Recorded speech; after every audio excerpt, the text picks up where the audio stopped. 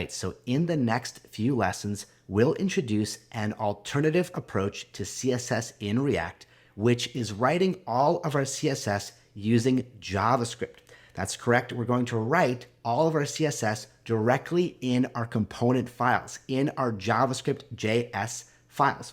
This approach is called CSS in JS, and this strategy allows us to gain the benefits of a programming language when writing our CSS styles.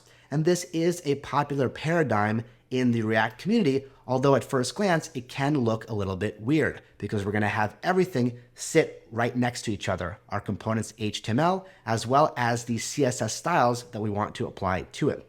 So perhaps the most popular NPM library for CSS in JS is styled components.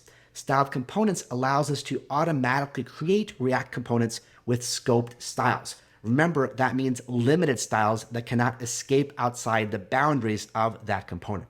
All right. So in this lesson, all I want to do is install this NPM package, and then we can see how it works in the very next lesson.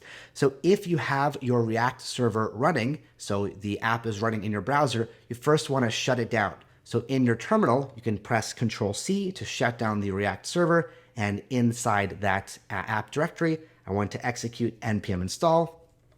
We don't really need to add the -- save flag, but I'm going to do it just in case, just to make sure we add this to our project's regular dependencies in our package.json file. And the name of the library is styled-components.